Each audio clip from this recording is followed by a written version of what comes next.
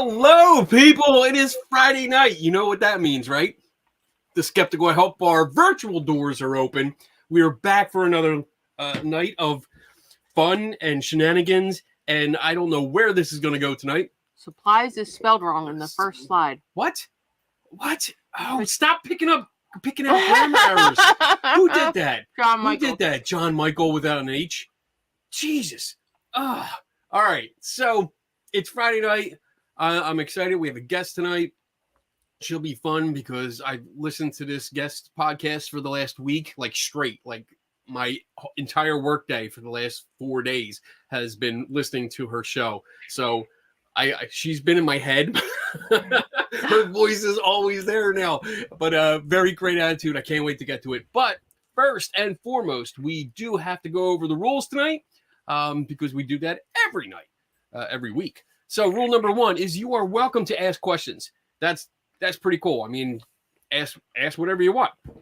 But the first hour, we're going to talk to the guest. We're going to have a nice conversation. So your questions will be on the second hour. So make sure that you follow rule number 4 when we get to there. Rule number 2 is that I don't know everything. And what? I know. You know, like I thought I knew every damn thing there was to know. I believe that you thought you knew that. But what you said. But, you know, once in a while I realize, holy shit, I don't know that. So actually it's a lot. It's a lot of times I do that. But we can look it up. And when I do have a guest on, like tonight, they might not know everything. So just keep that in mind when you're asking questions. I mean, if we have time, sure, we'll look it up. But if not, I'll write it down. I have my notebook always here. Rule number 3 is we follow the Patrick Swayze rule. And that's be nice. So you can discuss and have conversations in the chat room. You can debate. You can disagree all you want. That's cool. But when it comes to name calling and you get out of line, Donna boots your ass. Mm-hmm. You will be gone because we have a conversation here. This is a learning show. And also, and I'm back. If the Russians come in and start putting porn links up again, we'll write them down and then delete you. Okay? You're gone. But I'll keep the links because, you know, you never know. What? What? No, we won't keep the links. We'll boot them anyway. Yeah. Right. Rule number 4 is if you do have a question, please put a Q in front of it. And that way Donna picks them out easier and she can save them for later. And then number 5 is my favorite rule is drink up. That's right. I got some rum tonight. I had to mix a couple rums because I actually ran out and forgot to go get more. And I have my trusty big bottle of water. There's your bottle of water. All right. So our guest who is coming on. Let me get my special frame up for the special guest coming up. Here we go. I'm just going to bring her on and we're going to get into it. Hello, Daisy. Hi, Kenny. Hi. Thanks for having me. Oh, you are most welcome. I am so excited. I've been having fun and it's nice. I'm like, this is weird. Do you get this? I feel like I know you. Yeah. Because like I said, I think we've already spent like 40, 50 hours together, except you don't know it. That sounds creepy. Does that sound creepy? Creepy. Sorry. What do they call it? There's a word for that. It's a para something relationship. Where where people feel like they know you because they have access to you online. Right. This is a nice result of it, but a lot of times you get, and I'm sure you've probably experienced this, but you get people being like, how dare you not reply to my DM? I don't know you and I'm busy and your DM was rude or whatever. So yeah, it's a funny thing. Some of the emails that I get are because I write for a magazine and do the videos and stuff. Yeah, I get video or emails asking me to look at things and like, oh, here's a ghost in my photo. Tell me it's true. And then I write them back saying, well, it looks like a reflection from a mirror there. And they're like, I hope you die. Yeah. I mean, yeah. People are mean. Yeah, mean. And to be fair, I can get pretty mean on my podcast. But I don't know. I think yeah. Yeah, I mean it's weird. It is weird. Sometimes I go to conventions and it's really nice. People come up and they're like, "Hey, I've read your stuff, really like it," and then other people come up and, you know, they're like, hi, you're Kenny Biddle, right? And I'm like, no. Another guy. Nope. I saw him though. He went that way. I think he left. Yeah, I think he went into the bathroom. Hurry Except up. when you have your shirt on that says, I know. I am Kenny Biddle. When I says something like that. All right. So, first question I ask every guest: what is your origin story? Tell us who you are. What got you into the podcast that we're going to talk about? Tell us who Daisy is. Well, I'm originally an actor. I started acting as a kid. I'm from Brooklyn, New York.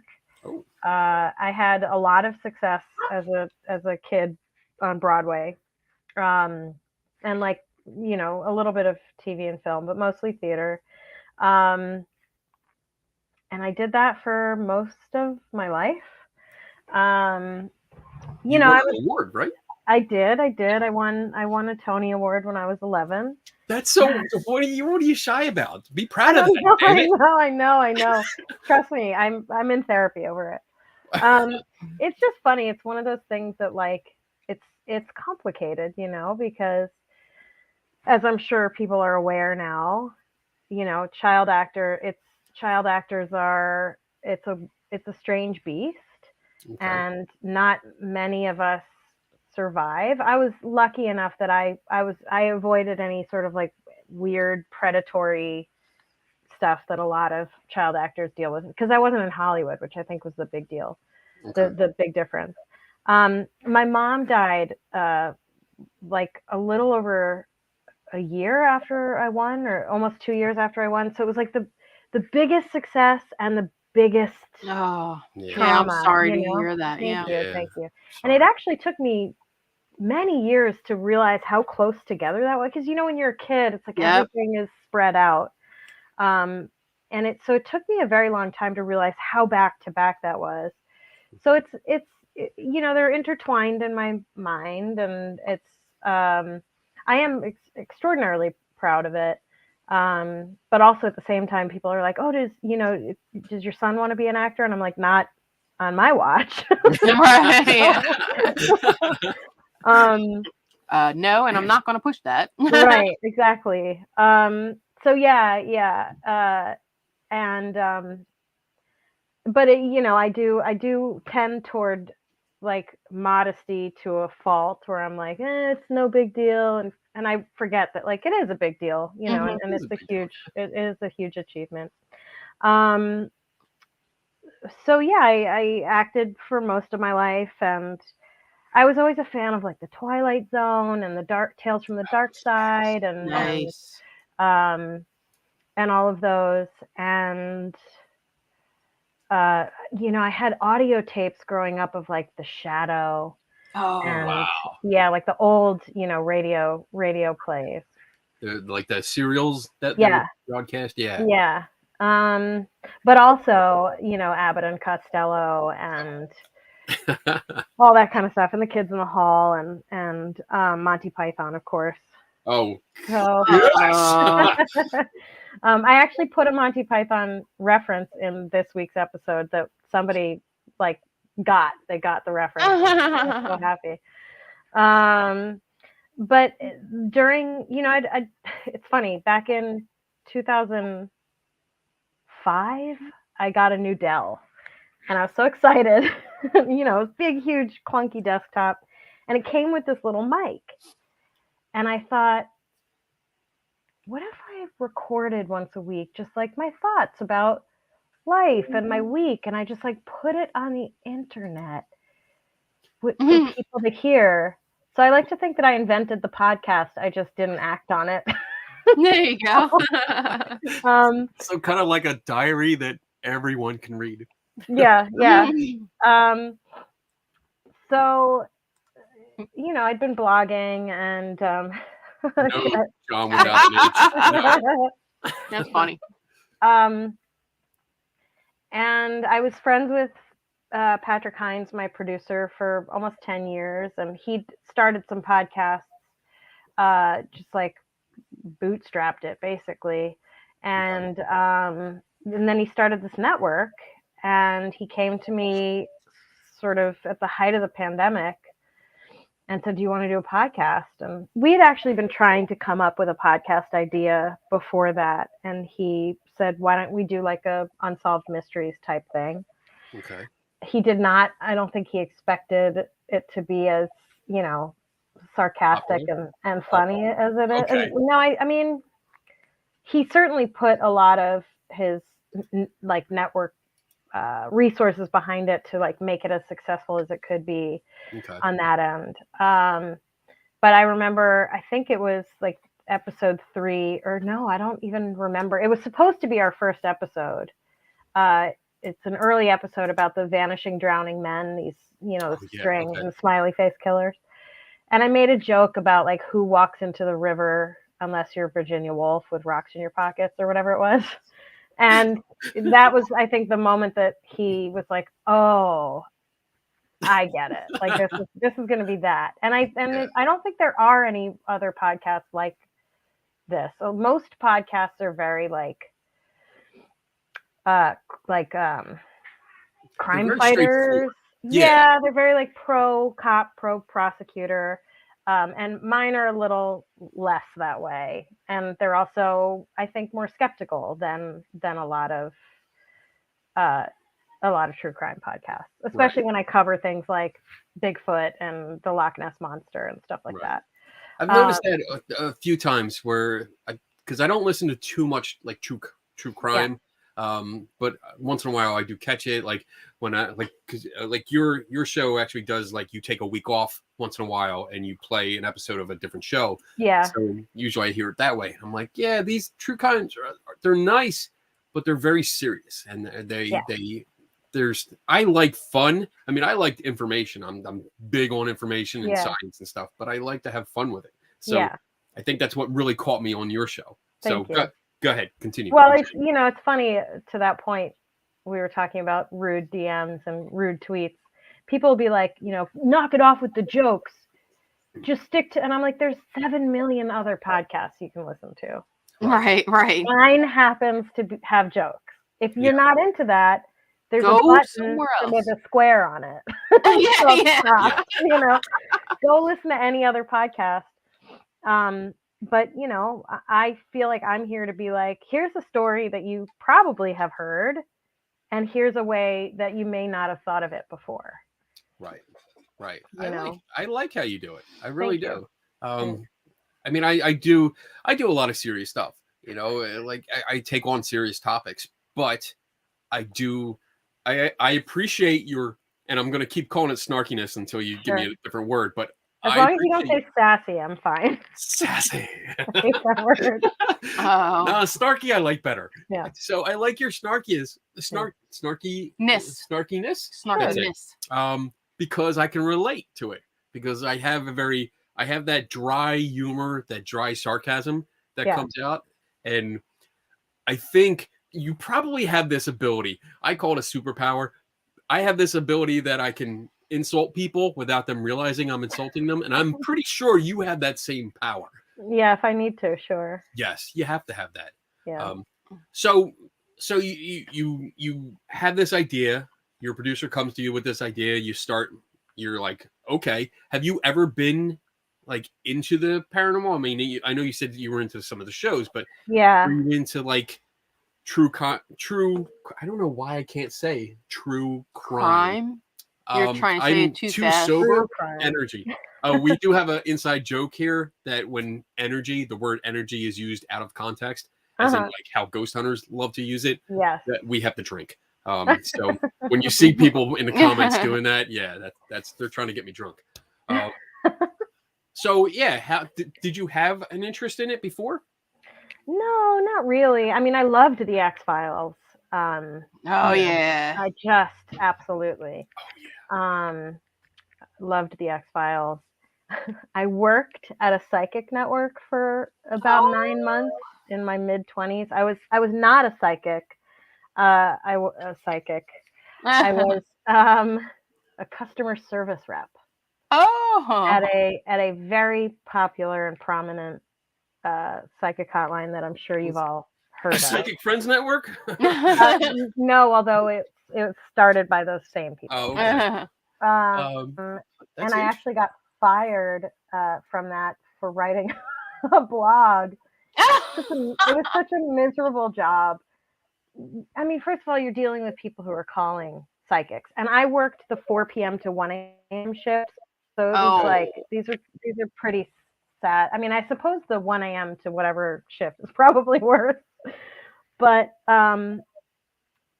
you know, we were dealing with people who'd like spent their kids' college funds on psychics. Wow. Like, because we could see their accounts, and it's like $60,000 in a summer just talking to psychics.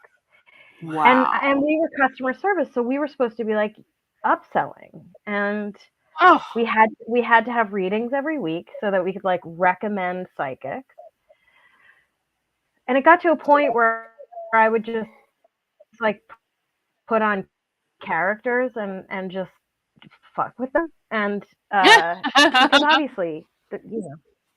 And you could hear like Maury Povich in the background. Like they were at home like ironing. You know what I mean? Not that. Oh, geez. Whatever. Anyway, so I wrote a blog, and I I named 4 of the customers by name, first and last. And I was like, your children are gonna disown you once they realize you've spent all the money, and you cannot get stock tips through a psychic. Like just sort of dragging them. And the owner of the company did like a basic Google search. Like, I wonder what happens when you Google my company. And my blog, one of the first things that came up.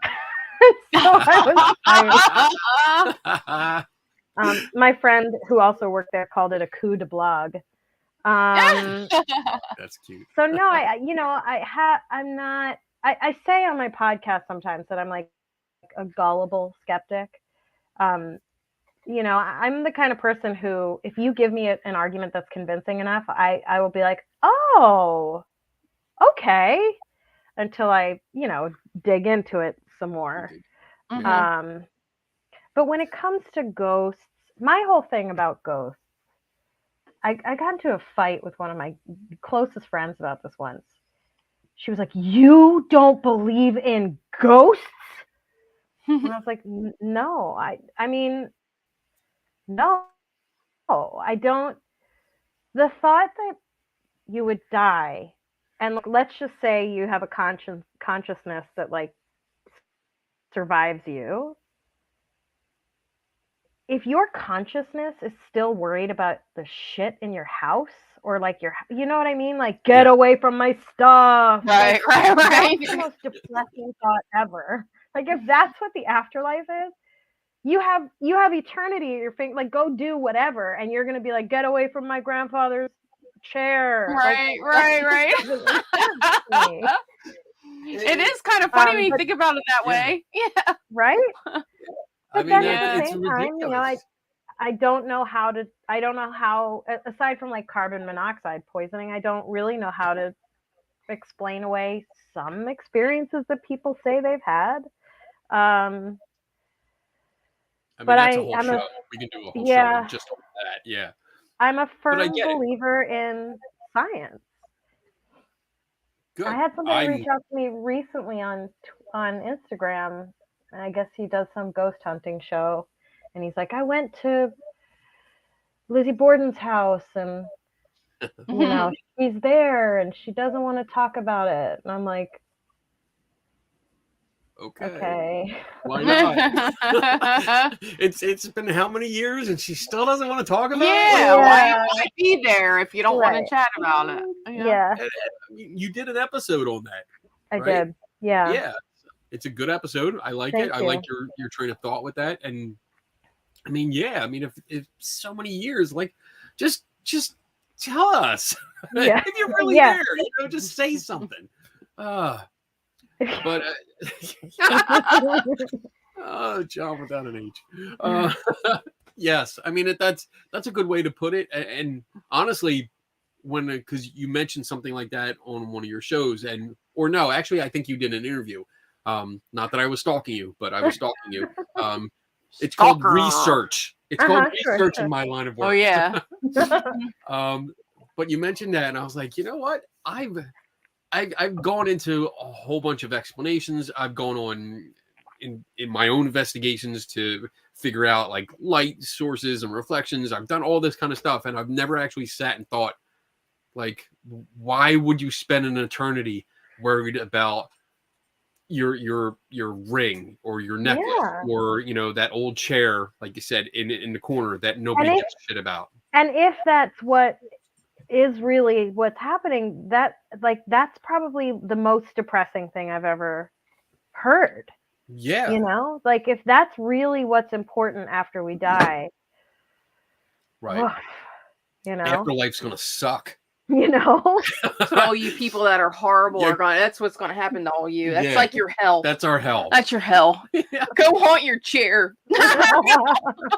Like, don't touch my shit. Don't touch my Star Wars stuff. Don't touch my Infinity Gauntlet. Don't touch anything. All this stuff is mine. Lay your hands off my pops. Oh my goodness. Yeah. So,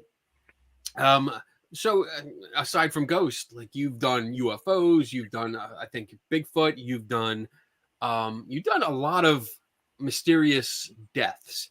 And I mean, you mentioned something about the smiling murders, face killer. The smiley face, and then the gentleman. I think I don't know if the same episode because they're all blending together.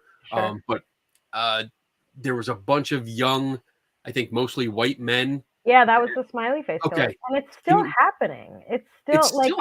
Can you talk about that a little bit? Yeah, I think we're probably gonna do a follow-up because there's so many of them.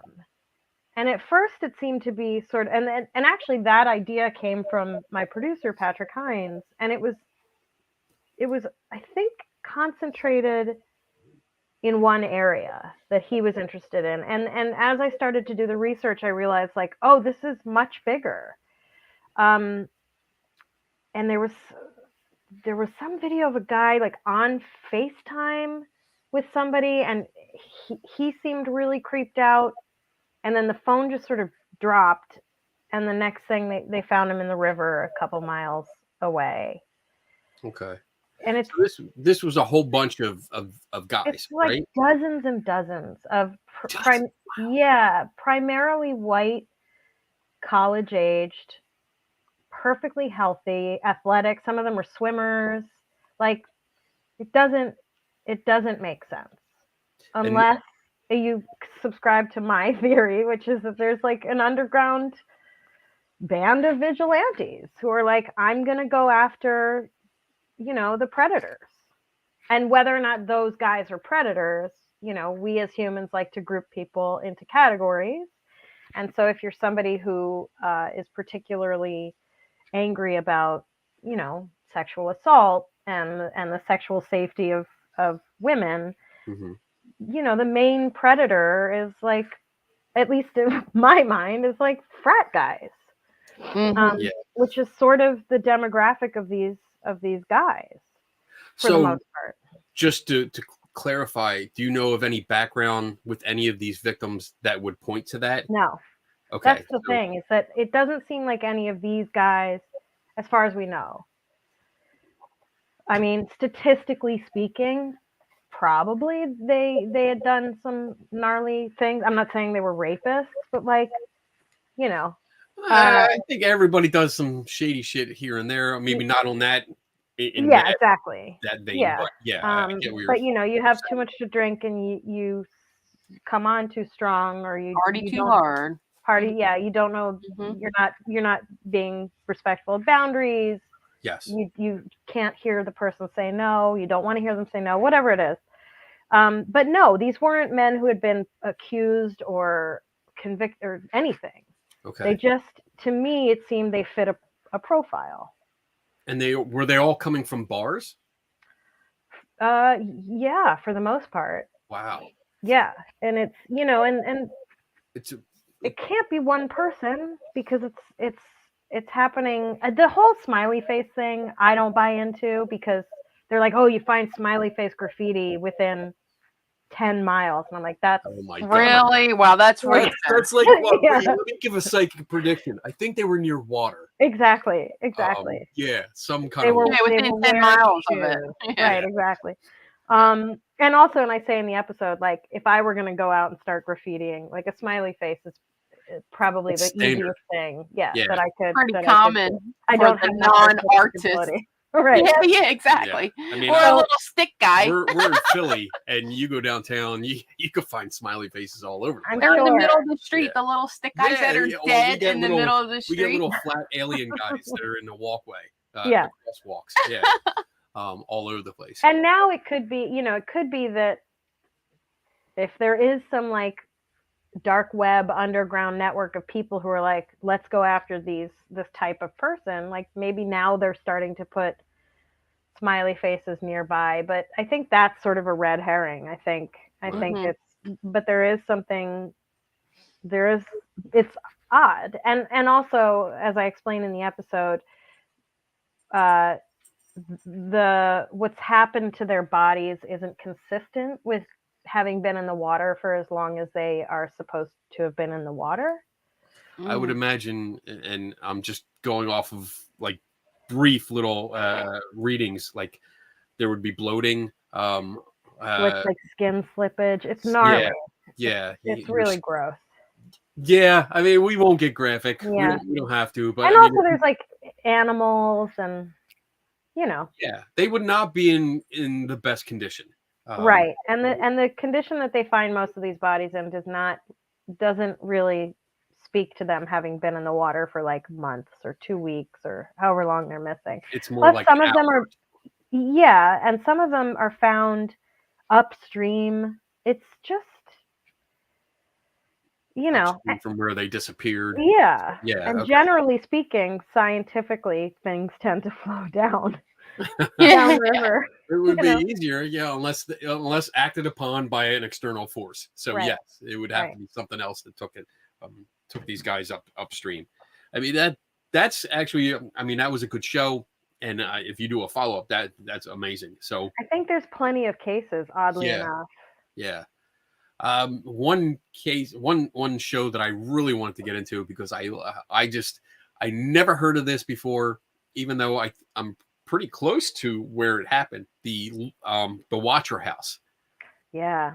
That, please, can you give us like a Cliff Notes version of this story? Because I got to tell you, I started listening to this. I'm like, I'm at work and I'm not supposed to have my phone out because of the work rules. But I was like, I got to look this up. Where is this? Oh, this is close by. Oh, I can get there. I can be there in an hour. And it's beautiful. If you go see it, it's a beautiful house. Okay, so tell us the story. So this family, this husband and wife and their 3 kids. The woman was from nearby Westfield, New Jersey. Bought this house for a lot of money, as far as I'm concerned. And I think I'm allergic to the plant that I have hanging at my desk. I like it, so I'm not screen cap it. Everyone screen cap that. So they bought this house, and they bought it before it went on the market. So there wasn't a for sale sign out. It wasn't listed. I don't know how they knew that it was for sale. It was like the realtor had an in, right? So they bought the house before anybody even really knew that it was for sale. Okay. And by the time they moved in, they did a bunch of construction, so that took a while. They actually never ended up moving in. Spoiler alert. They got a letter in the mail, postmarked and everything, from somebody who called himself the Watcher. And they were like, "Hi, welcome to the house. I'm watching you." And that would freak me out. Yeah. It was extremely unsettling. And the odd thing was, it was postmarked from before the sale was final. So how that person knew, it's odd. So they started construction on the house, and they got another letter that was like, "What are you doing? How dare you do this to the house? The house is crying." And whoever wrote the note knew the names of all the children, their nicknames. They were asking about where in the house they were sleeping. Had they found the basement yet? The basement's soundproof. Have they found what's hiding in the walls? What? Yeah. So there was. I'm sorry, from an outsider, this is awesome. I'm out. I love this story. I'm out. It's insane. So the next door neighbors. So the next door neighbors were this old family. There was the matriarch. She was like in her 80s. I think the father had died some time ago, and there were like one or two of the children were still adult children were still living in the house.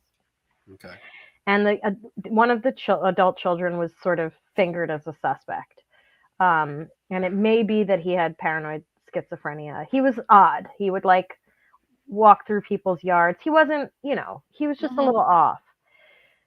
But there was no evidence that he had written this letter, and it was sort of proved that he couldn't have. But the police would not leave him alone, and really put him through it, and then put his mother through it. And I think in all I want to say they only got like 3 letters, but it might have been more. But the letters just got increasingly unhinged. And the person was basically saying, like, the house needs young blood. Where have you gone? He was threatening them, like, stop doing all these things to the house. I'm watching you. And then when they didn't move their kids in, they were like, why haven't you moved your kids in? Wow. Like, well, because you're you. Right. There was a neighbor whose property abutted the backyard. Yeah. And they had lawn chairs facing the house, the Watcher house, like at the fence of their property facing their neighbor's house. And in one of the letters, it said, "You still haven't figured out who I am. Look behind you." And nobody apparently ever questioned the neighbor. The neighbors that were directly behind. Now, since then, there's more stuff has come out, and there has been something strange that's happened with the neighbors behind. And to be honest, I don't remember.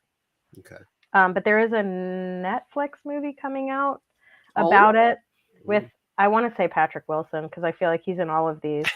I'm not sure. With the people who made like Paranormal 12 directing. Yeah. Okay. And and a lot of this, like, one of the theories is like, oh, they wrote the letters themselves because they regretted they had buyer's remorse and they were trying to get out of the sale. And I was like, that doesn't make sense, because they, like, just because you're getting threatening letters, you that's not going to help you back out of a sale. Plus, the first letter was sent before the sale was final, so they would have been able to just not go through with it. Exactly. So, and they put like $140,000 of renovation in after they bought it. And then, and I talk about this in the episode, like, them trying to sell it is one of the most anxiety producing. If you go to like the history on Zillow of the listing, it's like, it was listed, it was taken off. It was listed, the price was lowered. It was lowered again. It was lowered again. It was taken off. It was insane. Yeah. Wow. Yeah. And, I think they put security cameras up for a little while, and then they took them down. The minute you tell me my kid's name and their nickname, like, I'm out. Exactly. Right. Yep. Me too. Mm-hmm. I mean, we probably, between us, Donna would be out. I'd be gone. Our kid would be gone with her. And my dog. I would stay there going, I'm going to figure this the fuck out. Yeah. We're going to find this guy. Because, this is more like Sherlock Holmes challenge to me. Yeah. And the police, the reason they thought it was a male that was writing the letters was because of the foul language. And I was like, really? Yeah, that's not a good indication. Not this day and age. No. I mean, most of my female friends are probably have more of a trucker mouth than I do. Yeah. Peaches. Oh, and his other complaint, one of his complaints was like, that they were outsiders and they were moving in and like changing things. but she was from the area. And it's not like they were doing, I think they were updating the inside of the house. They weren't like it. You know what it made me think of in a way was that Twilight Zone episode about the community guidelines. Remember that, where they move into a house in the suburbs because to like investigate the complaints, and it's basically like it was a comment on housing boards and how they're like, you can only have your house a certain color and you can't have certain things on your lawn. Your mailbox can only be 42 inches high. Right. Something like and that. In that episode, it was like if you deviated from any of this, like some demon under the ground would like come and, suck it into hell. So when you do these episodes, how long does it usually take to complete? And what do you do and what do other people do? So when we started, it was all sort of a process of elimination and trial and error and trying to figure out, because I certainly hadn't done anything like this before, and Patrick had done sort of research podcasts or interview podcasts, and he researched, because he'd done a podcast called Broadway Backstory, which was about how shows got to Broadway and like the whole process of getting them there. But this was a different animal, so it took us a little while to sort of figure out the formula. Mm-hmm. It usually does. Yeah, but basically, my dog is barking to get out of the room. I have an amazing researcher, Jess, who, we tell him the topic. We get most of our topics at this point are coming from our listeners, which is great. That's good. Yeah. And he will dig into the research and come up with a proposal. And my producer, Becca, will usually put together like a sort of, from the research proposal or the research packet, she'll put together a proposal of like how she thinks the episode should look. And I have an opportunity to weigh in, and usually I just like, it's fine, let's just do it. It's good. I like it. Let's go. So I usually start writing an episode on Monday. I submit it to my editor by Friday. Each episode is at least 4,500 words. So it's a ton. It's a ton, yeah. And then by Monday morning, my producers look at it, and she gives me notes, and it's usually approved by Monday evening. At which point or Monday afternoon, at which point I've already started, the next script. The next one, yeah. And midway through the week, I'm writing and recording commercials, and that's usually when I record, last week's episode that I've written. So that's the process. So I would say, and then it goes through editing. So soup to nuts, I would say one episode from the beginning of research, probably 3 weeks. 3 weeks? Yeah, what? Until it's like from the beginning of research until it's like edited and polished and ready to go. Okay, probably. That's good. That's great. I'm comparing it to like our show that we throw together. So, this show, I mean, I if I have a guest, I usually it's a week of looking into them.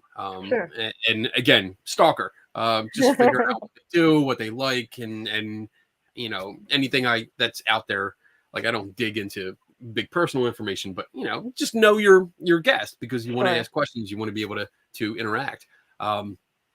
But then there's also a show I do Saturday nights called Three Tortured Souls with two other guys, and we pick a topic. We rotate and pick a topic, and we're supposed to be spending the week researching that topic, but it's usually like after I wake up from my drunk fest on Friday night, I wake up sometime Saturday morning. I'm like, oh shit. All right, what's the topic? After the yard sales. We're doing like Skinwalker Ranch. Oh, okay. We'll research that today. And then I spend like 4 or 5 hours, just deep into reading all the material. So I mean, I would say that if I had a co-host, it would be different. It would probably be less, but since it's just me and it's written, Mhm. and also because I don't want to get called out too much for wrong information, but I do tell people like this isn't a peer-reviewed journal.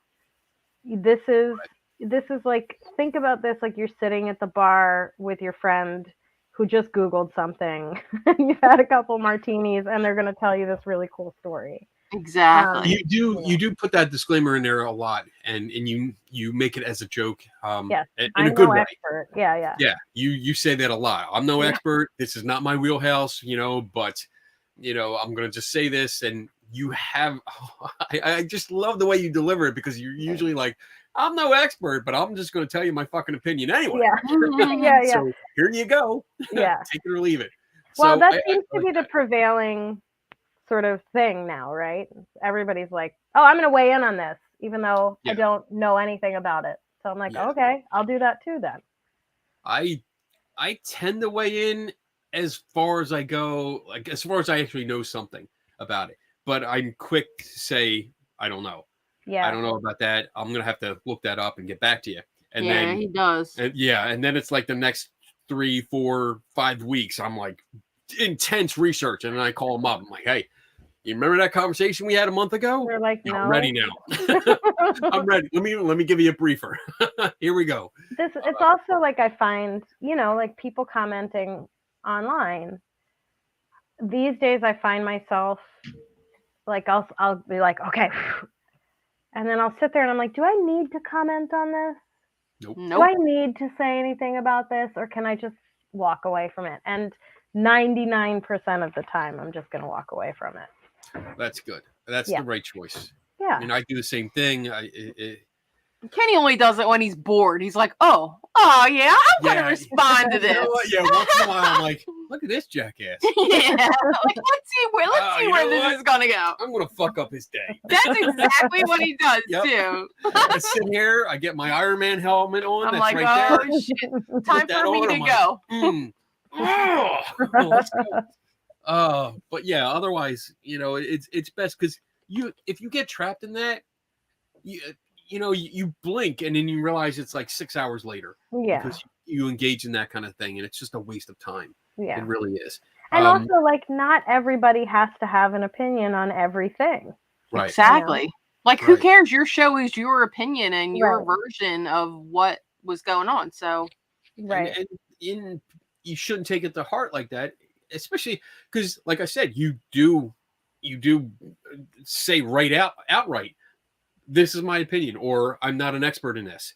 Right. So when you hear that, you should immediately think, oh, all right, well, they're not stating it as absolute fact. They're saying what they believe or what they think, and move on from there.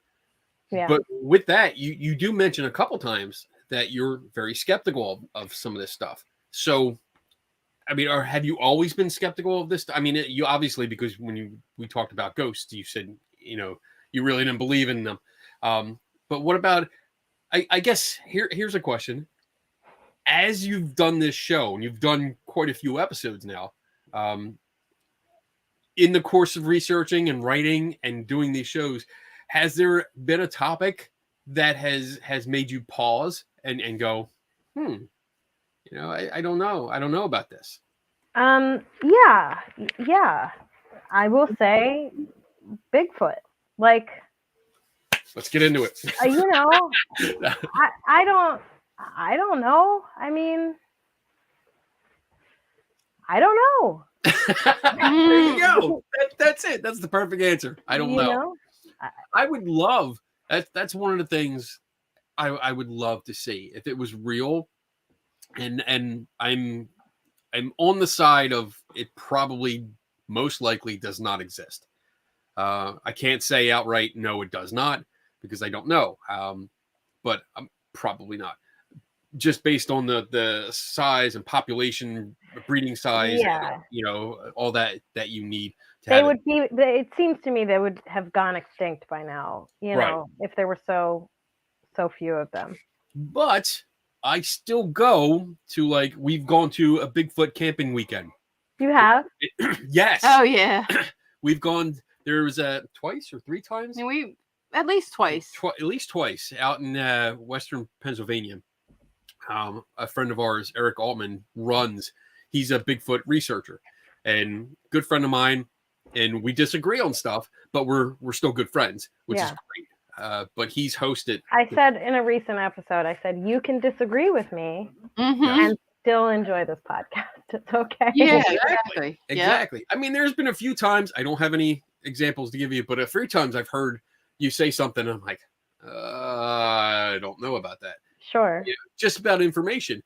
But it's not like I'm like, fuck this. No, I'm not listening to her no more. Right. It's not. I'm going to send a mean tweet about it. Yeah. Now, let me ask you this about Bigfoot. Sure. The famous video from the Patterson. 60s. Yeah, the Patterson video. Hey, there she is. What do you think that was? So when I look at it, it's especially when I look at it the stabilized version, it really does appear to me to be a person in a suit. Does it? So and for the most part, not only do I see like a fluid, I guess I compare it to apes. So when I watch apes walk around or move around, I do see a lot of muscle tone, which I don't see in this Bigfoot footage. You see shadows, but most of my work deals with photography and video and analyzing that and figuring out what's going on and replicating it. I see shadows created from bends and folds in fabric, not muscle tone. And I also see the thing that really stands out to me is the face. I see like kind of the brow is covered with fur, but instead of like facial features, I see almost like not a ski mask, but the new kind of hats that have the flap that come over, where you look like a ninja, more so. Basically, that's what I see, like a full covering over the face, like a solid piece over the face, rather than more like a beard kind of thing going. And again, we're talking about 8mm film. Right. So shaky it's shitty right. already. And it was shaky. Even with the stabilized, I mean, that's better, but it's still really bad footage. And we don't have the original. This is copy. So what is a Bigfoot weekend consist of?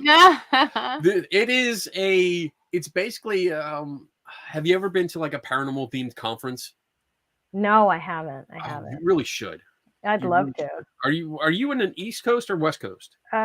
Currently I'm West Coast. We're actually moving back east in June. So okay. Well, you let me know. If you're near Philly, you let me know. I'll take you to it. Great.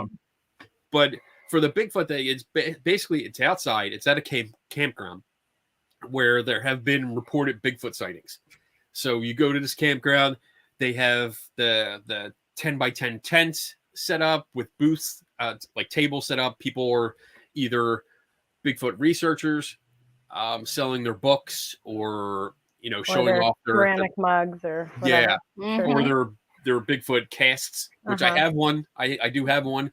And then there's other people. There's different vendors. I think Donna has set up her crafting business one day or one time.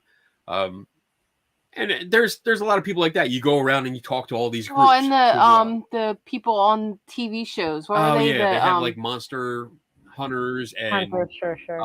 Not finding Bigfoot TV show. Yeah, the thing that I always like to remind people about those shows, all of those shows, Ghost Hunters, Vampire, like all that stuff, is they are making a television show. And if nothing happened on the television show, then they wouldn't get renewed for another season. And nobody would watch it. Yeah. Right. So. Like some of them are just so like I think it's Mountain Monsters, and it's the bunch of like hillbilly. No, we can't say that. Oh, kind of thing. Sorry. It's country people. Country people. You can't say hillbilly anymore. I know you're not supposed to say redneck. I don't know. Honestly, who cares? I'm a old white guy. I don't know if I'm allowed to say anything anymore. I know that there's a bunch of guys that run around the woods with guns. I seriously doubt that they're loaded. I seriously doubt it because there's cameramen. Yeah, that's a liability issue. Yes, I seriously doubt. But just the thought of these guys going out like intent on killing this creature, which I don't like anyway. No. Because you're just killing it. Why? To prove to the world that you're right. I don't think that. I mean, that's just stupid to me. But just the idea of a bunch of guys roaming through the woods with guns, yelling at every little noise or shadow, it scares the shit out of me.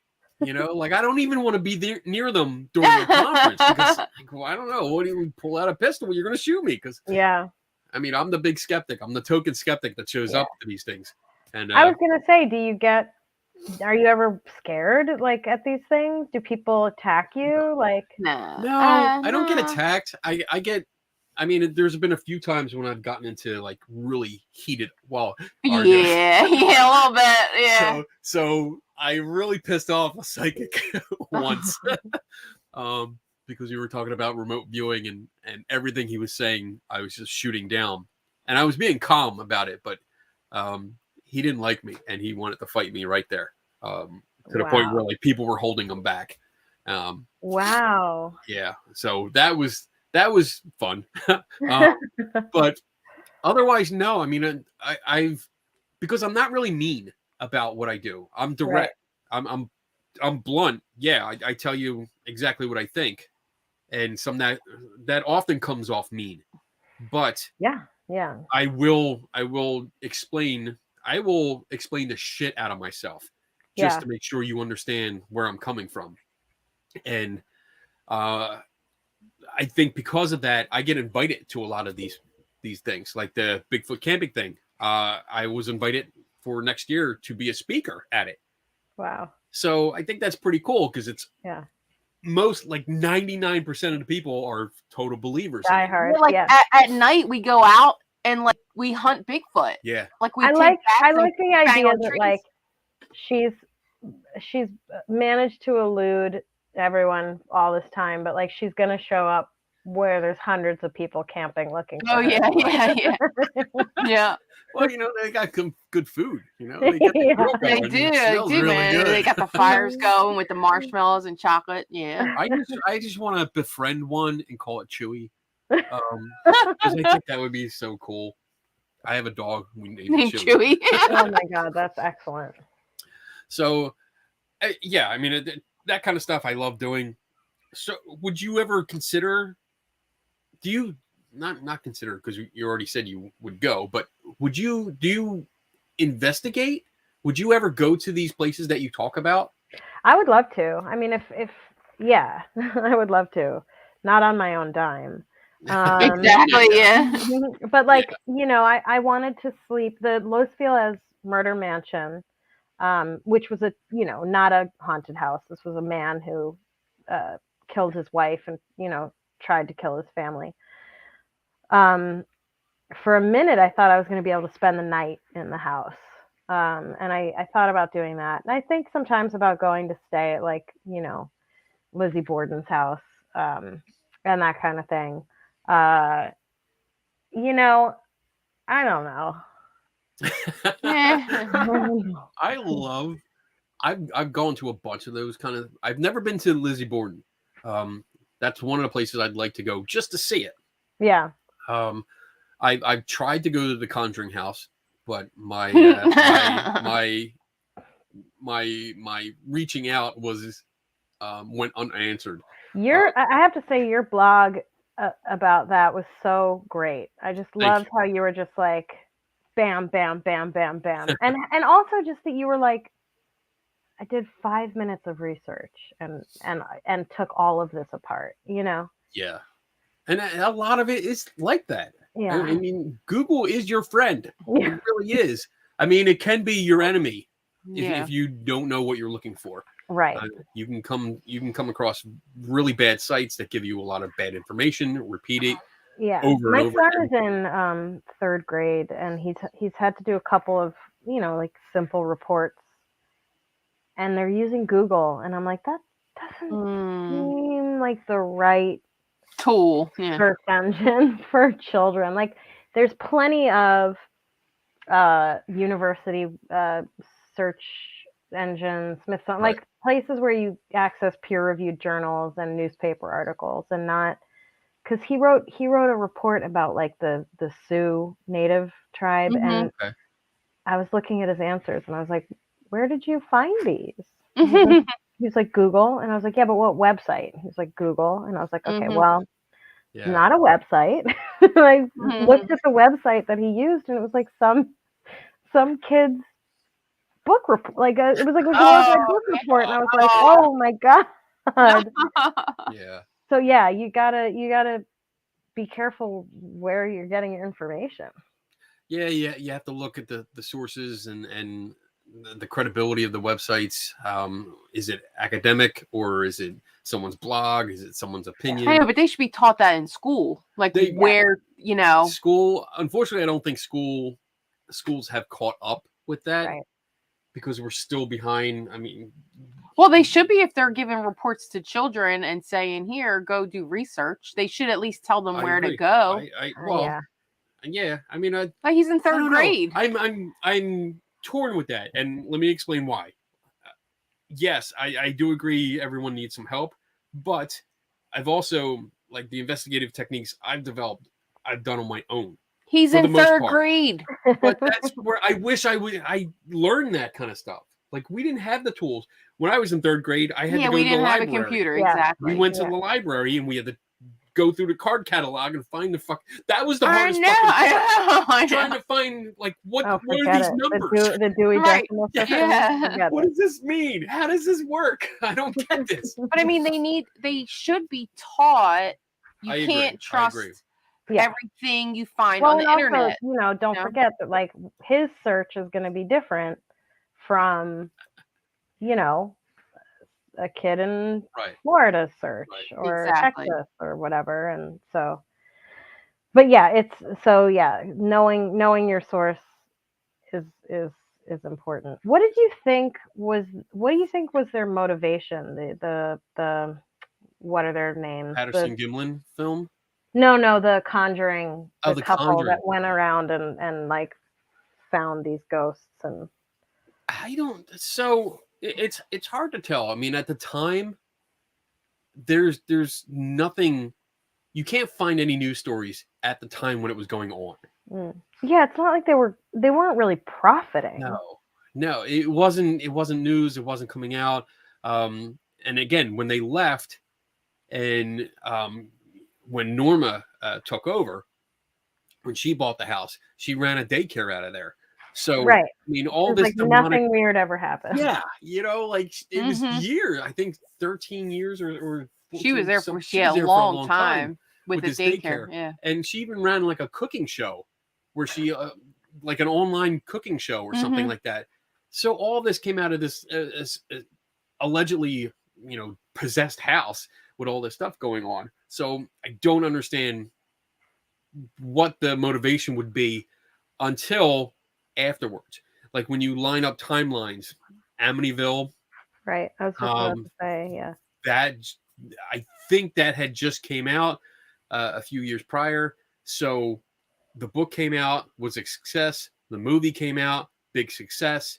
So I think there was some monetary gain because I think there was financial issues with everything going on. I don't think they were ready for that house. And maybe the upkeep. We're gonna go into pee break in like a minute. And I think that drove to, all right, let's find a way to get out of here. But what about the couple that Patrick Wilson and Vera Farmiga play in the movie? What are their names? I can't remember. The Warrens? Yes. Like, what was their motivation? Financial gain. I do not like the Warrens whatsoever. Yeah. They come in. I think they exploited the hell out of people. Basically, they would come in to a place that had some kind of story going with it. They would get that story. They would involve themselves in it to be a part of that story. And then they would use that for doing lectures, which were paid to attend. and then also a book deal, Right. and which would become a movie, but they would get royalties from the book because they would hire somebody to write that book. Sure, of course, right. And there were stories when you interview the family from them, and then the Connecticut family that they were involved with. They were specifically told, "Hey, you're gonna make money off of this." You know, so there was a financial reason for this. The Warrens, I despise them, and I really don't like talking about them because they're no longer here and they can't defend themselves. I wish I had the chance to talk to them when they were alive, especially Ed, because I think he probably would have tried to hit me. I've seen some of his interviews when he gets challenged, and he's a I would say he was a violent man. Wow. So it would be interesting, but no, I don't trust him at all. I didn't trust anything Lorraine said. Their stories are mixed up, and then later on, like you referenced the books by the Andrea Perrin. She wrote those long ass books. You only read the first one, right? I didn't even read it. I skimmed it. Oh my god, it was horrible. Yeah, horrible. And the second two, the second and third awful. one, awful, completely just poorly written, bad, awful. Yeah, the story changes throughout the book. The blame game changes. Her story changes over the years. If you look at later interviews that she did, it's not only ghosts, but then aliens pop into it.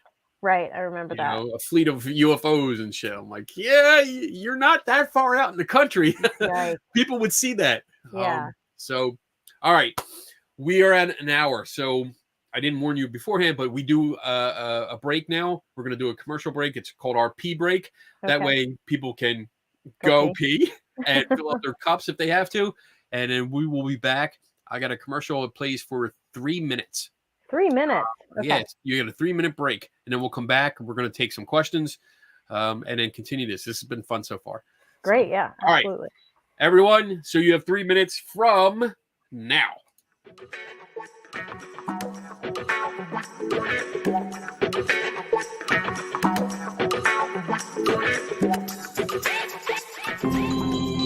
Do satanic cults lurk in the shadows?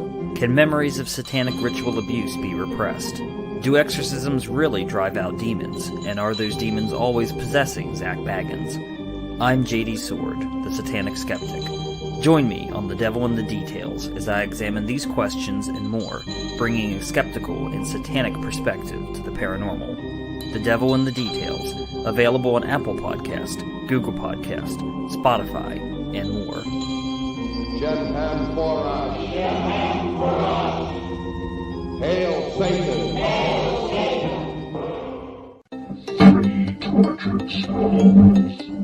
Are you tortured by what you see and hear about the paranormal field? Join us as we critically examine and question paranormal claims, science, ghosts, demons, cryptids, UFOs, ghost hunting technology, and much more are all on the table for discussion. 3 Tortured Souls is a video podcast that streams live on Saturdays at 8 p.m. Eastern and 5 Pacific. 3 Tortured Souls.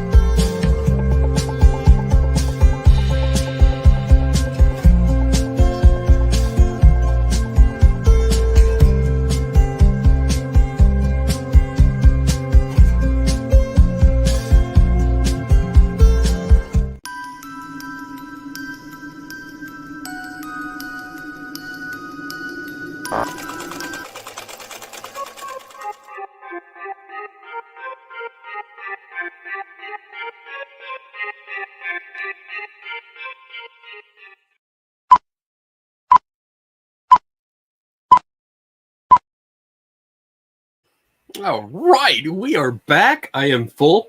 That was so inspiring. I want to go out and do all those things. Oh, wow. You mean like we do a channel called K&D Adventures. Yeah. So my wife and I go about. Yeah. Oh my goodness. It's so much fun. Yeah. Unfortunately, the bad part was that we started it right as the pandemic started. So everything was so closed. we went to like a few places and then everything started shutting down. I was like, Yeah. oh shit, where do we go now? Yeah. So, but we found a lot of places outside that were free that Yeah. we could go to and not bother anyone. But we're gonna start that again. Hopefully soon we'll get out there again. But That's it's so a lot of fun. Yeah. A lot of fun. We make the most of life because we've had this is like a sad note, but we've had too many friends pass. And it's like they wanted to do stuff. They wanted to do that. We want to do stuff. I don't want to sit home every weekend and just sit on the couch and watch TV. Yeah. No. So we get out as much as we can. That's great. So, yeah. All right. So we do have some questions. And guys, I have a few questions saved here. But if you have questions for Daisy, then this is the time to get them in there. And hopefully we'll get to them all. So I'll put them up on screen. And here we go. Melissa, can we all take a drink for my bestie Steph? Oh, okay. Yes. That's not a question, but yes. Take a drink. There you go. That was easy. All right. Next, we've got for Daisy. You said you get readings once a week. No, we did not have to pay for them. They were part of our, it was required by the company. So no, we didn't have to pay for them. Okay. I mean, we had to pay for them with our time. Right. Which was painful enough. Right? Yeah, yeah. So you were getting readings from psychics there, and was that to actually get readings or just to understand what they were doing? It was so that when customers would call, we could be like, oh, I recommend Silver Feather. Like, all right. they who? Yeah, Silver they all had names like that. Wow. So that we could recommend them. But we were all, one of my coworkers, his like the personality he would take on when he did these readings was that he was like a treasure hunter. So he would have the psychics tell him where the treasure was. It was so stupid. And I called once and I was like, I haven't been home in 10 years and my mama wants me to come home for Christmas and I just don't know. And, and I just led them on a goose chase, like, pet psychics and past life stuff. And so when they call, I'm trying to get a handle on the process here. Like when people would call, they would talk to you first before they got to so it wasn't like a 1-900 thing. Okay. It was, they had to call us to buy minutes. And there was this promotion that's still running. It's 1 free question, 5 free minutes. But if you're getting a tarot reading, they're spending 4 of those minutes setting up the tarot cards. Right. And then like at minute 498, they're like, oh, you're gonna, and then it cuts off. Yeah. They get connected back to us. And we have to, and then they're like, I need more time. And, and I'm always like, me psychically trying to send them a message like, don't do this. Don't do Right. But this 1 free question promotion, I realized at some point that we could see their question. They would go online and they'd fill out like an online form and get a code and they'd call us and give us the code and we'd put the code in and we could see their question in the URL, like amongst pluses and slashes. Mm-hmm. And so we came up with, this was back in the day of MySpace. We came up with a little MySpace group where we would share the craziest questions. That's how long did you work there? 9 months. 9 months. Wow. To be honest, like in some ways it was a pretty great gig. I mean, there was a period of time where they forbid us from being on the internet. That sucked. But before, when we could be on the internet, it was great. And like there was a new website called it's really not appropriate. It was a website that would We're at a show. bar. It was a website that would show signage from around the world. Okay. And it was like, poorly translated English signs. And it was called English.com. And I would spend hours on there just looking at these like poorly translated signs, T-shirts, all kinds of stuff, just laughing and laughing and laughing. I had another coworker who used his time much more productively. He was like writing a screenplay. And so, I was great at it until I had one guy, a regular, call in at one point, and he was like, "None of you sound happy anymore when you answer the phone." And it was all I could do to not just scream at him and be like, but yeah, 9 months I was there. 9 months, damn. Yeah. We a friend of ours, Mark Edward, he's a mentalist. He worked for Psychic Friends Network. For years he did it.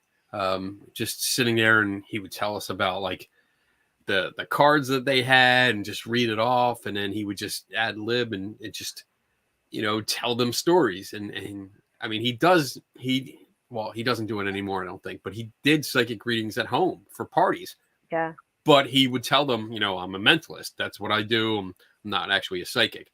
And they would still believe that he was psychic. But I mean, I think the main trick that these psychics would do is like just listen and go, "Oh yeah, oh wow, oh that sounds so hard," and people need that. It's it's casual therapy, right? More expensive therapy. Well, actually, these days it's probably about probably the not. yeah. All right. Do we have more questions? Yeah, sure we do. Where do we start? Where do we start? So I have one. Yeah, the top one is starred. Oh, okay. And go up. I ask a few. Yes, Jade Kitten. Yes. You can ask a non-paranormal podcast questions, unless just don't get too freaky. Hey, Jimmy Eagan. Sure. Which episode? We get a link to Daisy's episode on this.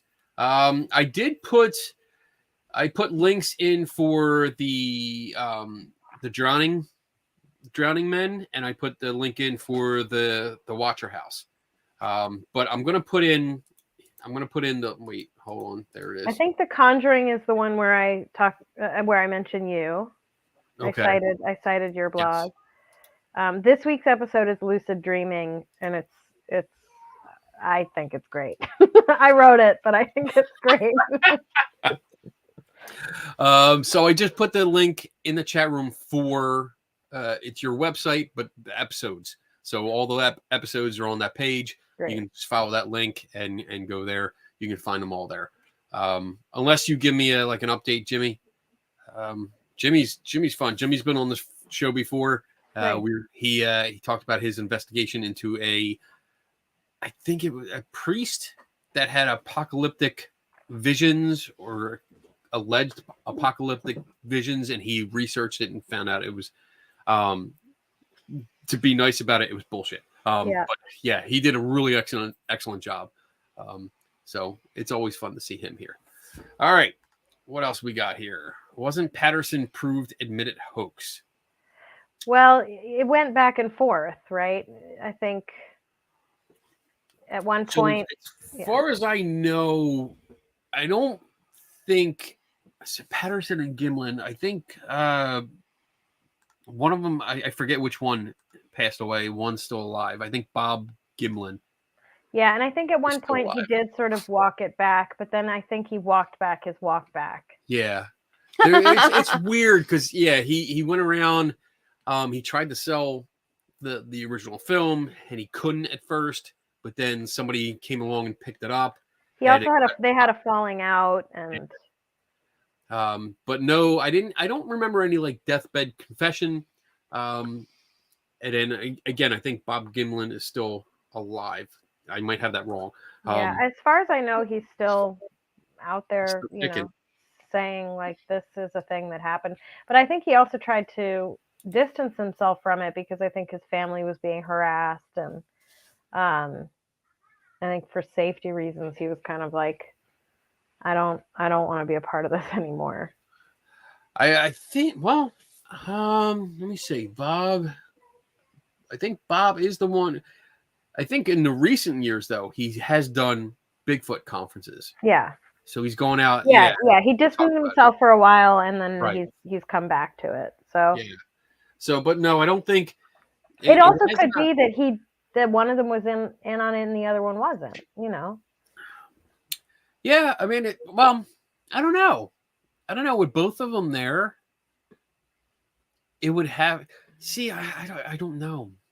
I mean, I guess if one set it up, yeah, they would and just have to said, know. hey, I think for me, the thing that really sort of puts me in the camp of like it's not real is that they've never found poop, and they've never found like carcasses. You know what I mean? Like, Scat. Yeah, the scat. Like, Scat. you know, I feel like there would be evidence other than knocked down branches, which to me is not really evidence.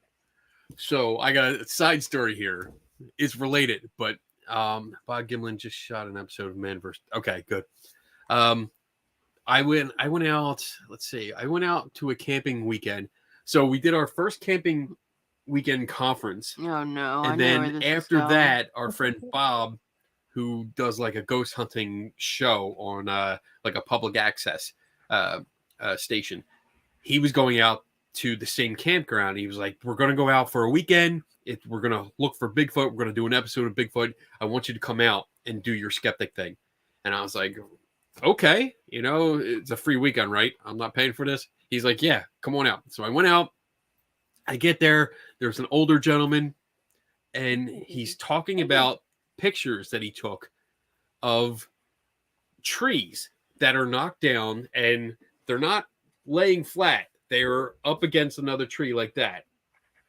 And he's showing me pictures. I'm like, all right, well, they look like, tree trunks, small trees that, maybe a storm blew over or something like that. And he's like, no, these are definitely from Bigfoot. They put them there as warnings.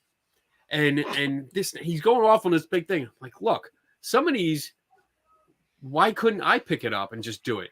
Maybe I was messing around. He's like, you can't pick that up. That's like 300-400 pounds. I said, well, you know what? I'm pretty strong, but I don't think so. I think they're dead trunks, and they fell over. So he's big deal. He's yelling. He's bitching about it. He's like, no, you're wrong. You're wrong. I said, all right, I'm not going to fight. I'm not going to argue with you. Yeah. Obviously, you're why? Yeah, you're in your trench there. You're dug in. Let's go on a hike. And we're going through the woods, and he's like, oh, look, there's one there. And there's one like this. I'm like, oh, let's go take a look. Walked over, picked it up. And I mean, this thing is like 40, 50 feet long. Yeah. Easy. Picked it up. I'm like, oh, look. Oh, wow, that's not heavy at all. And it, like I said, it was all dead trunks. Yeah. And then this has become a game to us. Now when we're traveling, and there's woods on either side, we're like, oh, look, Bigfoot was here. Tree knocked over. That's a Bigfoot. That's there. But all right, so that was my side story. All right, what else we got there, Don? Don. What are some tips for a group of 4 who are starting a paranormal discussion podcast that you may have? John without an H. Wink, wink. Me? That I might have? That you might have some tips. My biggest tip. John's going to start one. Okay, my biggest tip for podcasting. 4 sounds like a lot of people for a podcast. That's a lot of opinion. Yeah, I mean, I'm thinking about Undisclosed. They had 3 people. It was a lot. It was a lot. But my biggest thing with any podcast is just sound quality. Like, if your sound is bad, I'm probably going to turn it off. Just because, if it's, obviously if it's not like awful, I'll listen to it. If it's egregious, so that, and don't with the chit chat. I'm sorry, but these podcasts where people fucking chit chat for a half an hour before they get to the point, like, get to the point. I'm not here for your chit chat. I'll go listen to a chit chat podcast if that's what I'm on. If I'm chit chat, right? No. Okay.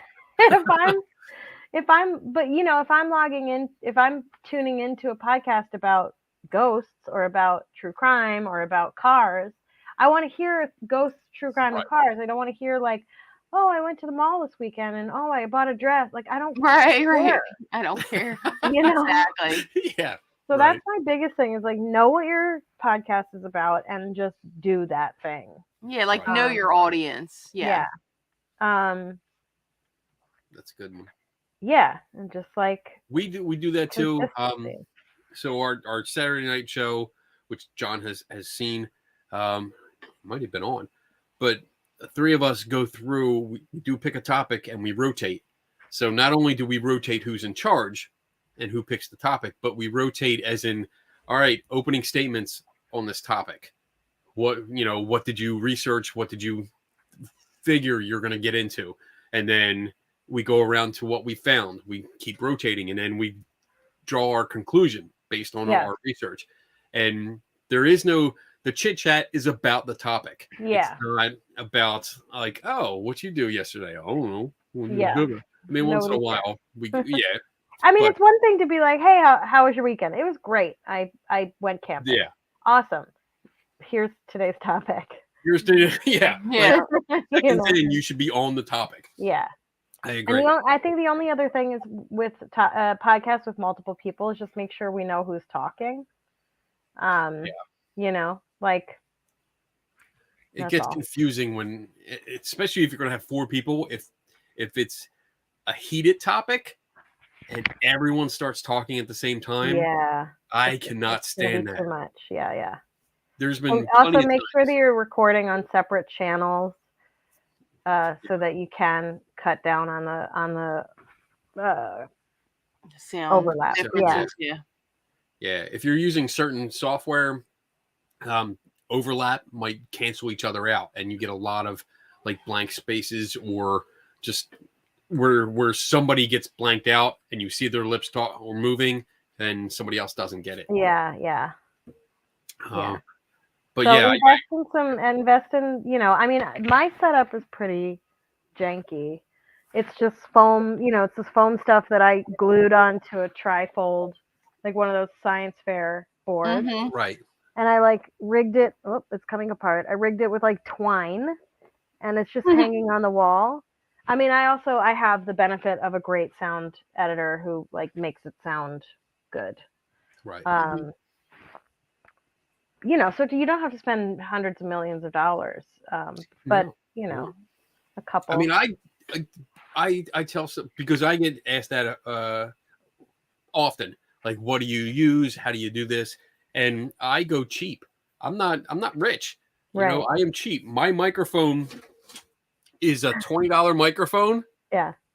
It's a $20 scissor stand that it works on. The only piece that I did spend money on was my recording mixer, which is a Zoom. That's what I have. Yeah. I love it. I absolutely love it. But otherwise, everything is on the cheap, and it's worked. I was lucky because my husband worked at Guitar Center, so we were able to get. Oh, perfect! We were able to get some at cost, which was nice. He doesn't work there anymore. Oh. He wrote a blog about his customers, and they fired him. No. I hear that's the way to do it. Listen, if you want to get fired, no, he's part of the great. The great resigning post-plague resignment that he was like, this is not what life should be. I got to get out of here. Right. Yeah. All right, cool. What else we got? Let's see. Red Man, what's up, buddy? Do you ever deal with a person that's so out there that you just bust out uncontrollably laughing? Yes. I mean, I'm fortunate that I don't have to deal with people face to face. I just read their stuff or read about them, and then I can mock them all I want. But actually, a recent, there are times where I'm just the Typhoid Mary episode. I mean, it's hard not to laugh about that. Yeah. Pee-pee and poo-poo jokes, but I was recording that, and actually my husband was home, and he had to leave the room because we were laughing. Just at the episode. A recent episode I did on the Philadelphia experiment. Do you know about this? Yes. Of course you do. Being in Philly. Yeah. Yeah. Yeah. We know And it's that. funny because the boat was never here. never in Philly. Yeah, it was never here. But there was this terrific quote that I found from this man named Al Bielek, who also was part of the genesis of the Monarch Project. The Montauk Project conspiracy. So he was the only other person other than Carl Allen who started the whole Philadelphia experiment rumors. His name was Al Bielek, and he came forward and he gave this interview, and I had my voice actor Luther do the voice, and when I was listening back to it, I was laughing so hard because all he needed to say was, I saw the movie The Philadelphia Experiment on HBO, and I remembered that I was on the ship. Yes. But you have to go listen to it, because he's like, especially the way Luther does it, he's like, I was up late one night. It was about 4 a.m. and the movie was coming on HBO, and I had missed the movie when it had come out originally. A few years earlier, I had been in New Mexico when it was on the docket. And he just goes on, and you're like, what are you saying? So here's a comment to that, because I listened to that, and I'm listening and I'm going, what the fuck is this guy doing? Like, how is he doing all this? He's talking for 5 fucking minutes, just that he watched the movie. And then as soon as I got that thought out, and I think I said it out loud, I'm at work, and I have my earbud in, so nobody knows what I'm listening to. I'm talking to myself. And then you start going like, all that just to say that. I said not all of us can time travel to back before you started talking. Oh my God. And it's funny, when I wrote the script and I included that quote, I even put a note in the script. I was like, I could paraphrase this, but I think it's so stupid and funny that we have to include it. And I think it really paid off. But yeah, there's a lot of times where, where I read people's things, or I read about people's stupid theories, and I'm just like, what? I mean, I'm sure you get a lot of. Do you get emails now, specifically for the show? So here's a fun fact. I never look at my Apple reviews because people are really toxic. Mm-hmm. I agree. Yeah. And my ego is very fragile. But I know, especially people are very mad at me when I am skeptical about God, and when I am what is the word I'm looking for?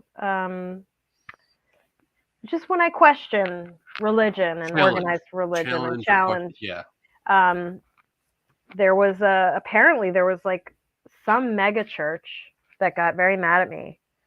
I think for the Conjuring episodes, if I'm right, because I was basically like, you chastise this person for not baptizing their children. Like, this is, I had a problem with it. Yeah. And the people from the church were apparently told to go to Apple Podcasts and like leave me bad reviews. Oh my God. And my whole thing about that is, and I said it in a recent episode, like, what kind of omniscient, all-powerful, all-knowing, all-seeing God gives a shit? Right.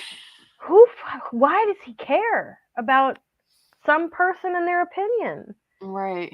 Doesn't he have other things to do? Well, and shouldn't you be like preaching like to be nice to other people? Right. Not, let's go and everybody go to her podcast and leave her bad comments. Yeah, that's a little extreme. I don't. Yeah. That's the. when they band together to promote, and this is not everybody. I want to make No, no, it's no. not everybody. But when certain groups band together and say, all right, we're going to cause trouble, we're going to send hate to this person, that does not reflect the message that I think most churches are supposed to be giving. Exactly. So yeah, I don't. I mean, we can disagree. You don't have to like it. I mean, the worst thing you should be doing if you don't like a podcast is clicking out and going on to the next one. Exactly. Like if you don't like it, just don't listen to it. I'm not going to take the church down. You know what I mean? Like by myself, I don't have that much power, so it's okay. And also, like I said this in the Mandela Effect episode. Your God is an awesome God, and can withstand a little bit of scrutiny. Like he's gonna be okay. So that's a long answer to no. I don't. People will DM me. People will go to my website, like my personal website, to leave me comments about more in the beginning. But people will DM me on Twitter or Instagram. But I don't think we have a comment form on the website, and I'm lucky that I work for a network and they deal with it. Okay. I do once a week. I log on to the official Instagram page to do a live on Mondays. And I can see there's like hundreds of comments that our social media manager hasn't looked at yet. And I don't. I just don't. I just don't. Yeah. As long as we're getting consistent download numbers, I'm not exactly worried, Right.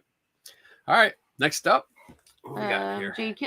Jade Kitten, what is your favorite musical? Mine is Wicked. I love Wicked. So here's another fun fact about me. I'm not a big musical theater fan. I know it's strange, even though that's where I got my start. It was a fluke, I think. It wasn't that I was like, I want to be in musical theater. I was like, I want to be an actor, because I was so terribly bullied and teased in school that the thought that I could escape into a different person was so appealing to me. Mm-hmm. And my parents were very reluctantly supportive. And it turned out I could sing. And I wasn't overly polished like a lot of the girls my age who were auditioning for theater. So I landed in musical theater, and it was also perfect timing for The Secret Garden. I was the right age. Mm-hmm. Okay. So I'm not a huge musical theater fan, but I will say, I don't know if this is my favorite musical, but Kurt and I just had the distinct pleasure of going to the opening night of the tour here in LA of Hadestown, and it was we had no idea what it was about going in. We just went in blind, and it was so terrific. Oh, great. A lot of times for me with musicals, like when they start to sing, I'm like, oh no, another song. But Hadestown, if you have the opportunity to see it while it's on tour, you should see it. Or if you go to New York, it is so good. And cool. and it's I feel like, I mean, I know this isn't what your show is about, but like, don't care, we go everywhere. Hadestown is so beautiful. And I said to a friend of mine who I ran into afterward, like, it was inspiring. It made me want to do musicals again, because to me it represents like where musicals are now and where they can go, and it's not just The Music Man in Oklahoma and like and older, like it's like it's exciting. It's weird and so. Awesome. All right, cool. Next, what do we got? Jay, what's up, Jay? Jay is up in Salem, Massachusetts. Ooh, cool. Salem Museum. He actually sent me, and I don't know if I showed these before. He sent me Skeptics and the Salem Witch Trials. Ooh. And that's the museum.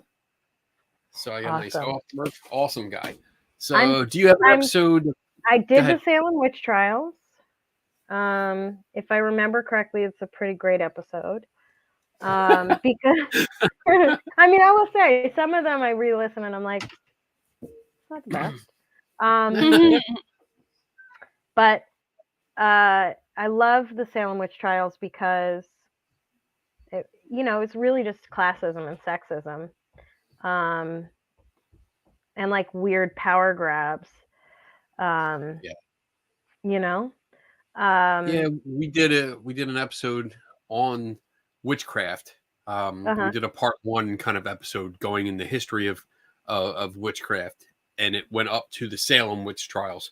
The Three Tortured Souls. On Three Tortured Souls, we did that show, and going into this like almost. We don't go heavy into politics here, but we went into a little bit of it where there was like almost free reign for these guys to do pretty much whatever they wanted, and just I don't like that person.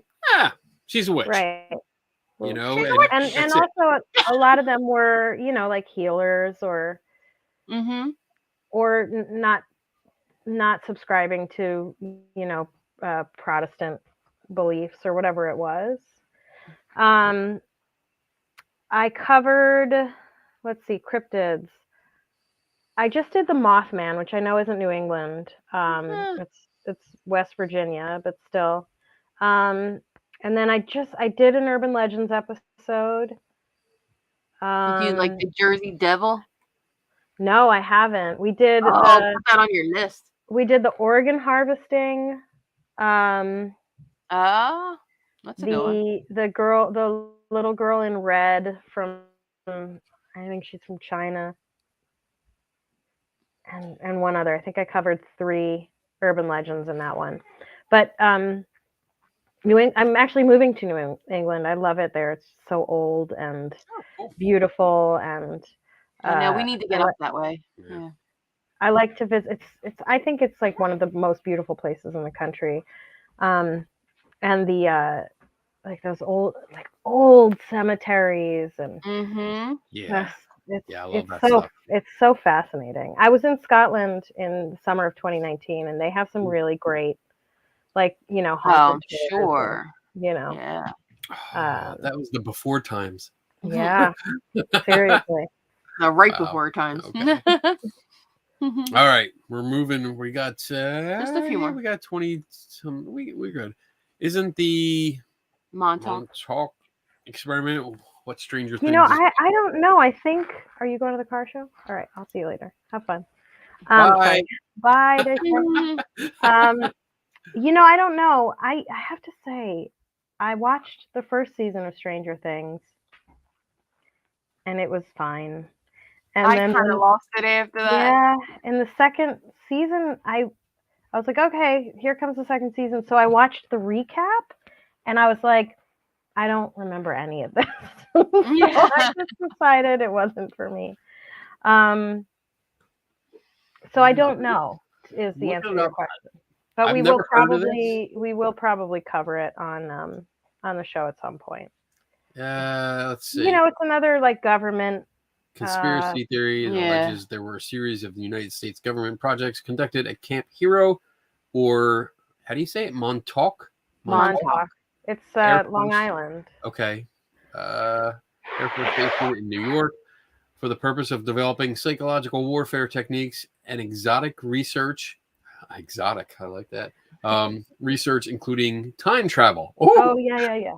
The story of the project originated in the Montauk Project series of books by Preston Nichols, which intermixes those stories with stories about the Bulgarian experiment. Okay.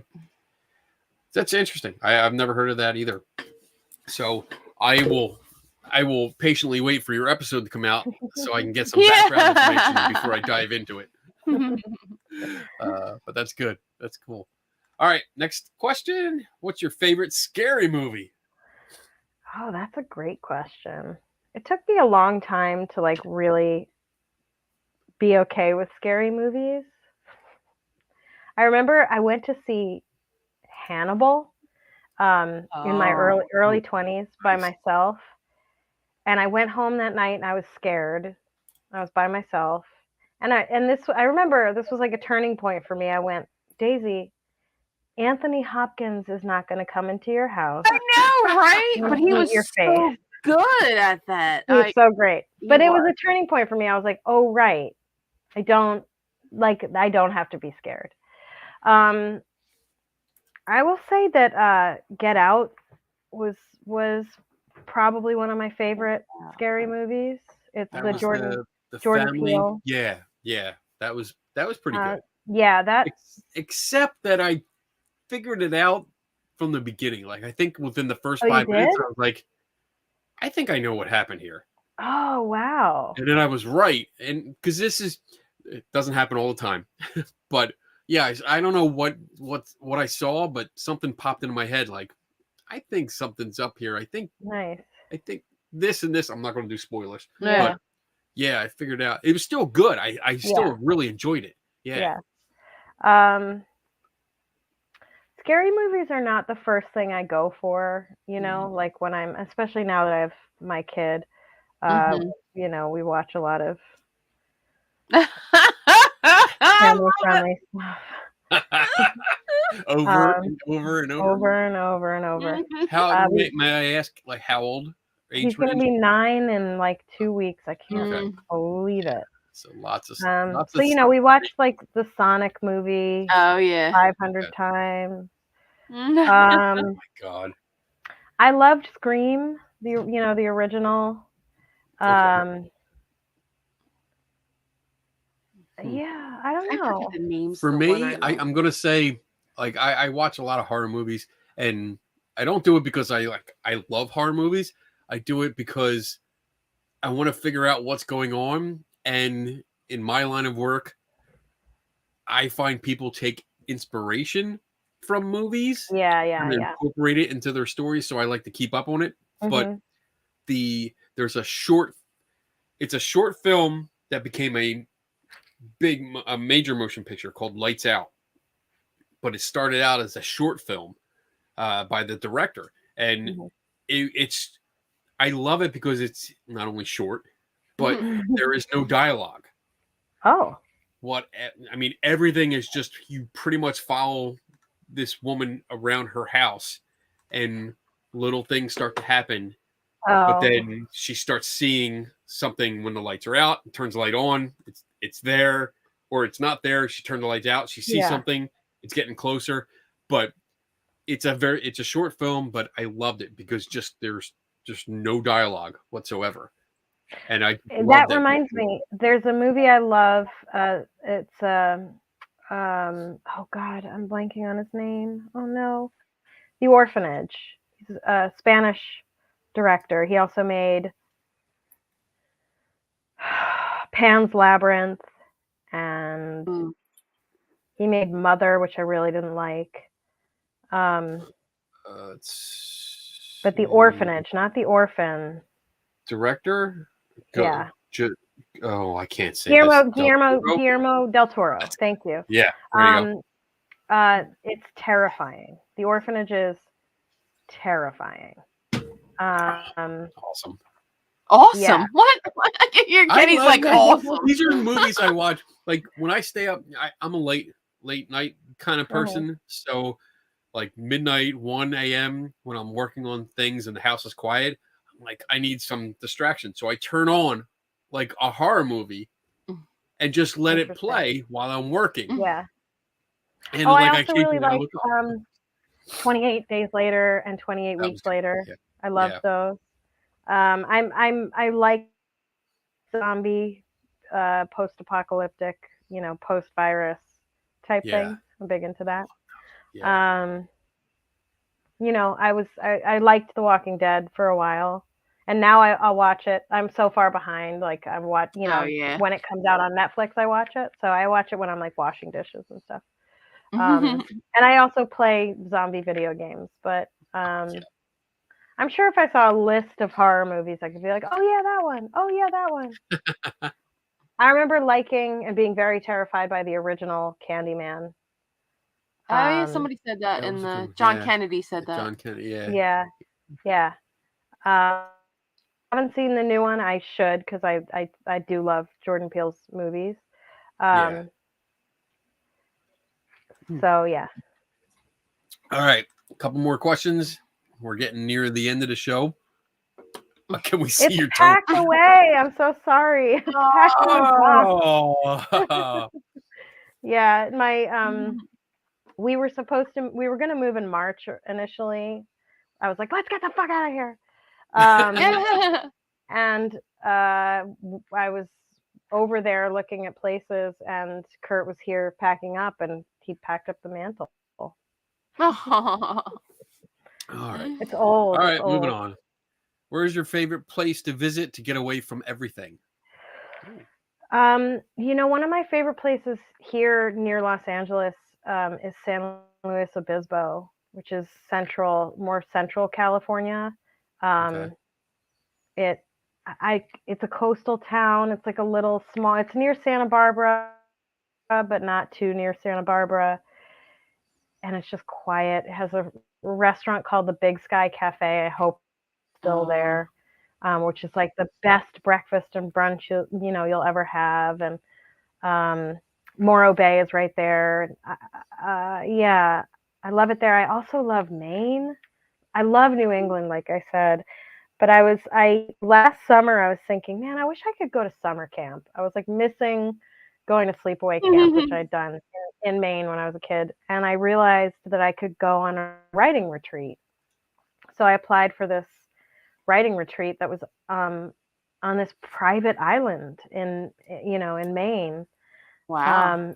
It was so great. It was a week, and it was quiet, and like my room had a view of the ocean and with the waves. It was so nice. Me. It was so great. And the weather was it wasn't supposed to be nice, but the weather was perfect. And I've been to Scotland twice, and I know people who live in Scotland are like, "Oh God, it's so depressing." But I have a soft spot for it.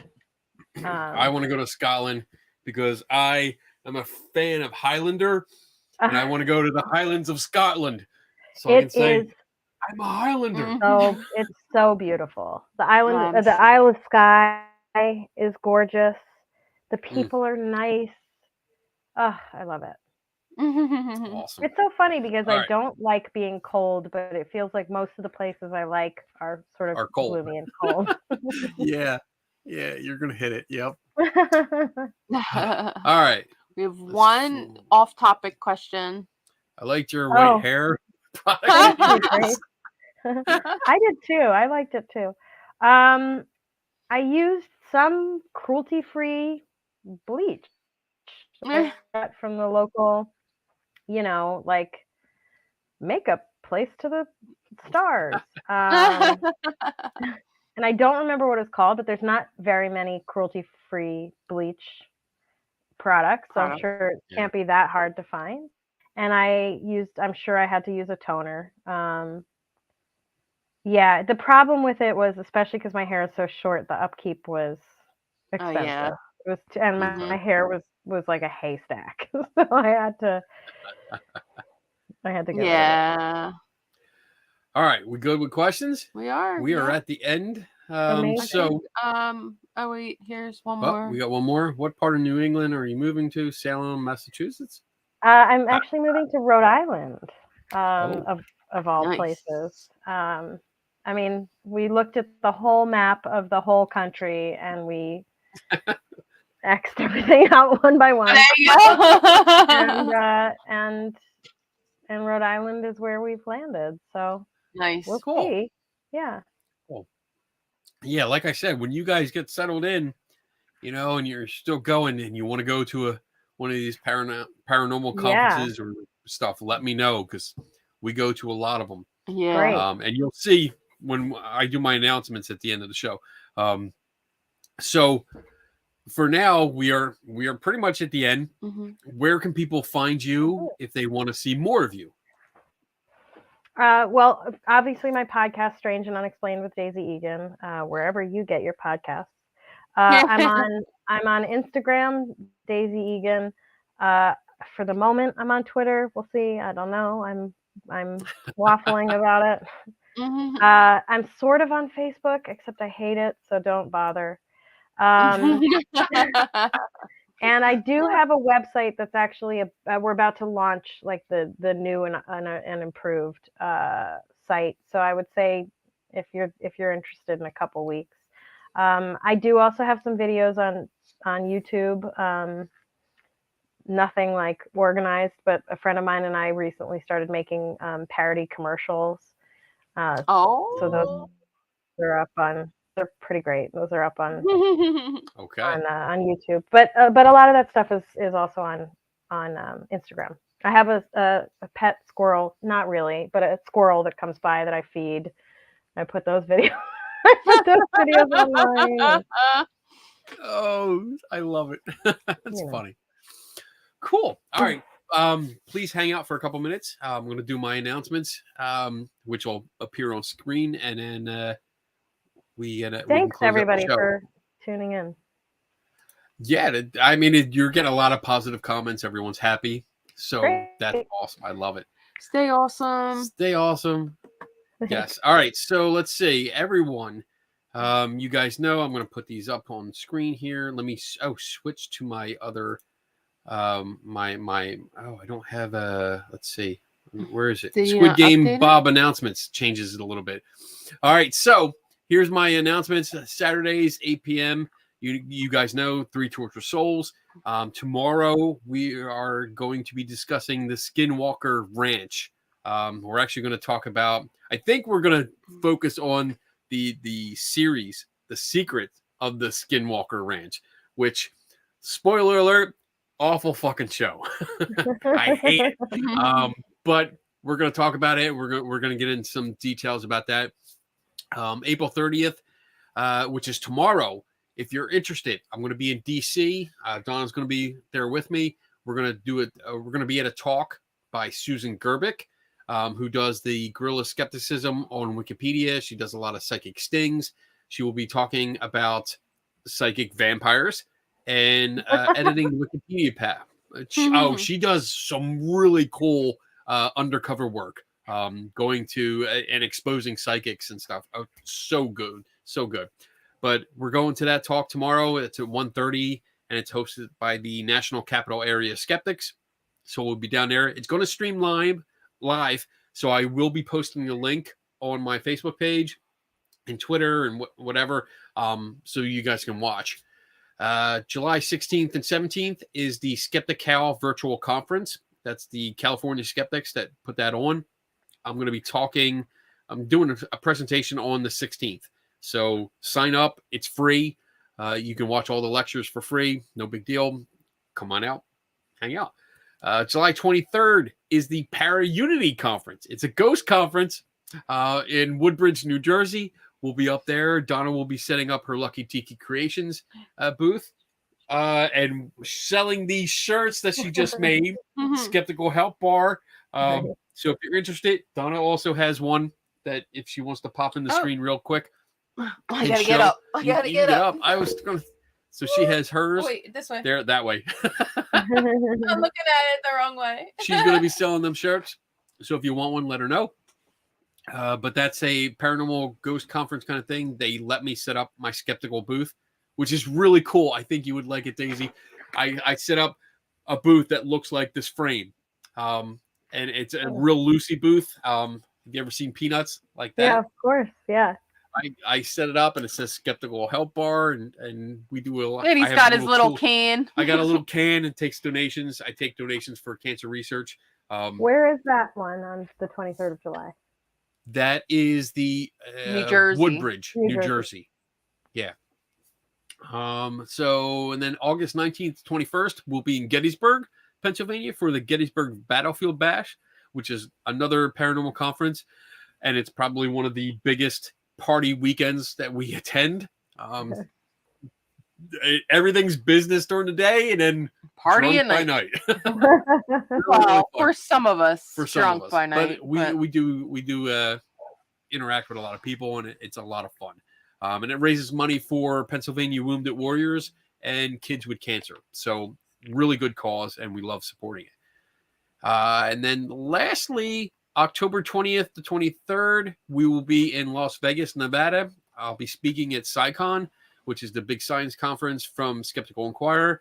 and I'm going to be on the big stage talking about bridging the gap between believers and skeptics, or some believers and skeptics, because not everyone can get along with each other. Mhm. Some people are just assholes. But otherwise, talking about methods that I use to interact and try to bridge that gap between us. And that's about it. Let's see, go back to normal here, and then say I want to give a shout out to our Patreons. Oh, the banner. Yeah, we got to put that up there because these people, if you guys are interested, you can go to patreon.com/KennyBiddle and you help support the show. And I want to give a big shout out. I don't know if I did that last week. I might have wasn't done here. it. You weren't here. But you guys did pay for another year of StreamYard. So thank you very much. Yay. You were able to cover that and help me out. So I really, really appreciate that. So we're going to be doing a lot more shows like this. So with that said, thank you, Daisy, so much for hanging out with us. Thank you for talking about your show and giving us some advice, and then talking about your adventures or research into it and studying.